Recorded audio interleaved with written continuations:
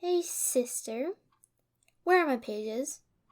Did you really just randomly take pages from the book? Really? I need them. The adventurer is not in a great spot. Now give them back. You are being such a pain.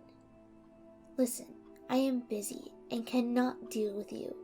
Give me the pages now. Thank you. Now where was I? Right. The adventurer thought it might have given up when the sounds of a wall breaking could be heard. Was it now trying to just destroy the house to get to him? The adventurer was now even more scared, holding onto his weapon, praying for the sun to come up soon, or that whatever it was would go away. There was blood from whatever was trying to get in, from it hitting its body and using its nails to break the wall. Clearly it wasn't meant to do so much hard work to get inside. Building some bravery, the adventurer finally said, "Please leave me alone. I just want to help save my town." Still very scared and wanting to live, he continued, "I want to help the vampires and the werewolves end this war peacefully." Whatever was outside seemed to like what it heard and stopped hurting itself to get in.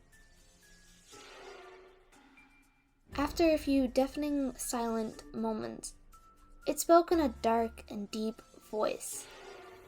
"How do you plan to do that, human?" So shocked, the adventurer didn't know if he should respond. He did respond after finally shaking off the shock. I don't know yet. I just know I have to."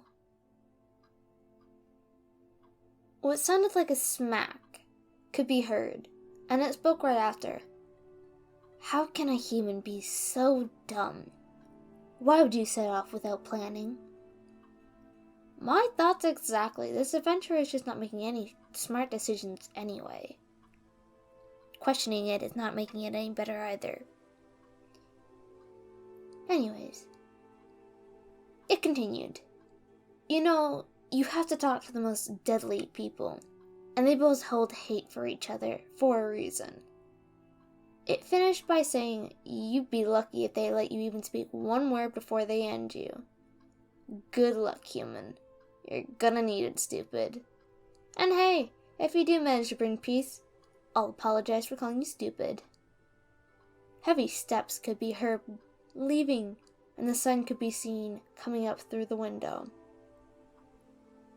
The adventurer just sat there for a little bit, still processing what it said. Hate for each other? For a reason? What was that reason? How could he make it right? Questions that now had to be answered.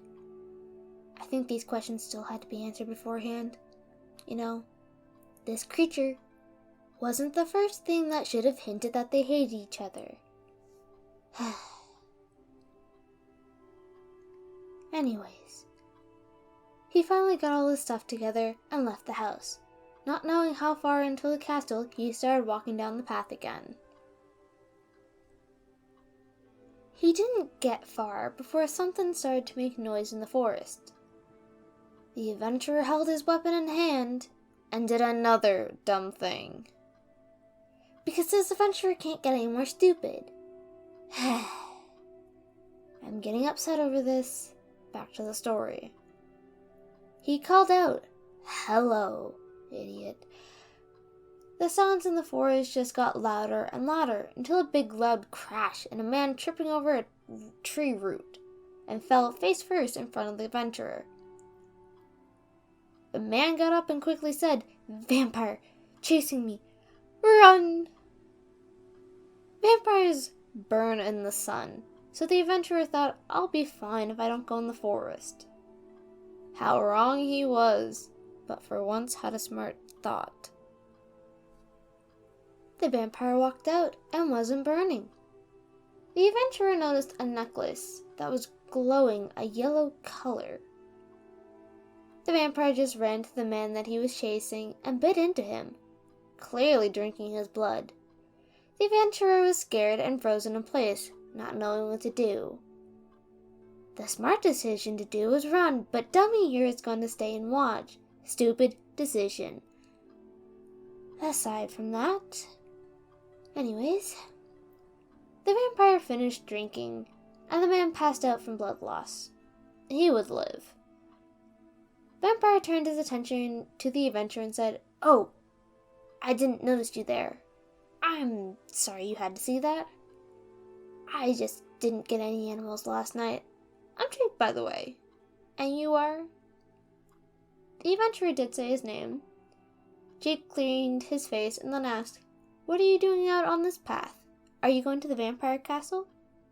Which the adventurer just answered with a nod, and simply said, "I want to bring peace between vampires and werewolves.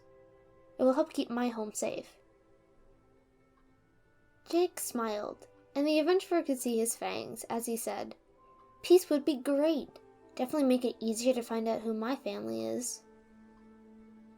The adventurer asked if Jake wanted to join him on his journey, as it would go better.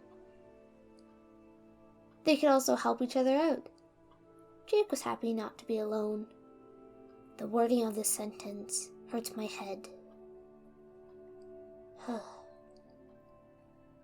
Anyways, they asked questions back and forth as they walked, getting to know each other. They learned they were both taken from their families at a young age. They are also the same age, and that their birthdays are on the same day. What a coincidence. A coincidence? Really? Did the writers really think no one would get suspicious of this fact? Maybe I should give them a bit of a break. Maybe it was their early work and didn't know how to hint but not give away. Anywho. The adventurer decided to ask about the fact that Jake wasn't burning. Jake answered, "I think it has to do with the necklace, or my family is special. I've talked with other vampires about it, but they didn't know either. One thought I could be royal, but there hasn't been any news on whether or not the king had a son. All we know is that he got upset with the werewolves around the same time the werewolf queen lost her son. Poor thing." The adventurer pulled out the book and explained to Jake how he got the book, and the fact that it was blank. Jake noticed it didn't look blank to him, and asked if he could take a look, explaining maybe it's magic. That way humans can't read it. The adventurer thought about it for a little bit, before handing the book over to Jake. Unsure if it was wise, but he could be right. Maybe magic was what stood in his way of reading it. Jake tried to read it, but as it was in an old vampire language, it was hard to make out even the simplest words for him. He told the adventurer, "Sorry, I wasn't raised by vampires, so I didn't have a chance to learn this old vampire language. We'll have to hope somebody else in the Vampire King Castle can tell us what it says." The adventurer just barely got the book back into his bag before he felt something sharp in his neck. When he pulled it out, it was a dart. He looked over to Jake and saw him fall just before he passed out himself. When they woke up, they were tied up in different cells, unable to move or speak. The adventurer thought the fear from last night was the most fear he'd ever felt. But this was taking the cake. He wasn't just scared for himself, he was worried about his new friend. Relatable. The people that had them just laughed at them struggling. One even pointed and said, "Look, the vampire's eyes are red from being angry with us. So cute, ha ha." I just gotta say that, how did Jake not hear that these people were around them before getting the darts in his neck? Oh well, at least the adventurer isn't the only dumb one here. I wonder how they will get out of this. Jake could see that the adventurer was scared, and not even paying attention to anything around them. He knew he was the one who had to get them out. But how? He was getting hurt from the rope and the silver around. That's when he noticed that the adventurer was also getting hurt from the silver. But why? He was human. Dun dun dun! And chapter end. Till next time. Yes, sister, that means I can deal with you now.